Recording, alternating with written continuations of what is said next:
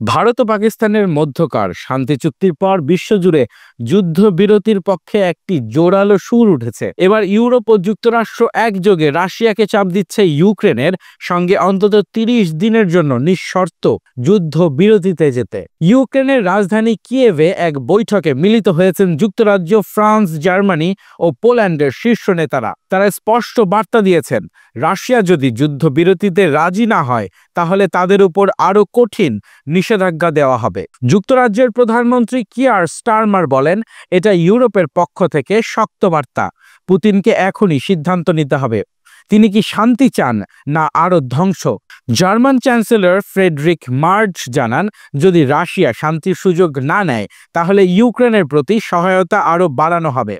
নিষেধাজ্ঞার আওতায় থাকবে রাশিয়ার ব্যাংকিং ও জ্বালানি খাত। পোল্যান্ডের প্রধানমন্ত্রী ডোনাল্ড টাস্ক বলেন, রাশিয়া অপেক্ষায় আছে কখন নিষেধাজ্ঞা তুলে নেওয়া হবে, কিন্তু যদি তারা যুদ্ধবিরতি না মেনে চলে তবে জানিয়ে দেওয়া হবে কে আসলে শান্তি চায়। ফ্রান্সের প্রেসিডেন্ট ইমানুয়েল ম্যাক্রো বলেন, ইউক্রেনের পাশে দাঁড়ানো মানে ইউরোপের ভবিষ্যৎ রক্ষা করা।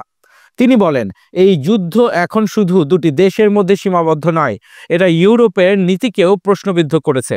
এই বৈঠকের পর ইউরোপীয় নেতারা যুক্তরাষ্ট্রের প্রেসিডেন্ট ডোনাল্ড ট্রাম্পের সঙ্গে একটি ফোন আলাপে অংশ নেন। ট্রাম্পের পক্ষ থেকেও ৩০ দিনের যুদ্ধবিরতির প্রস্তাবকে সমর্থন জানানো হয়। তবে রাশিয়ার অবস্থান এখনও অনড়।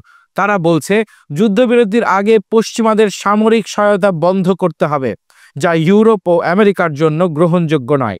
বিশ্লেষকরা বলছেন, ভারত ও পাকিস্তান যখন নিজেদের বিরোধ শান্তভাবে সামাল দিতে পারছে, তখন রাশিয়ার জন্য এটা একটা গুরুত্বপূর্ণ মুহূর্ত। এখন দেখার বিষয়, পুতিন কি সেই শান্তির পথে হাঁটবেন নাকি আরো সংঘাতের পথ বেছে নেবেন। দর্শক, দেশ বিদেশের সর্বশেষ খবর দেখতে চোখ রাখুন খবর সংযোগে। সঙ্গে ছিলাম এবং বিদায় নিচ্ছি আমি রাকিন আফসার অর্ণব।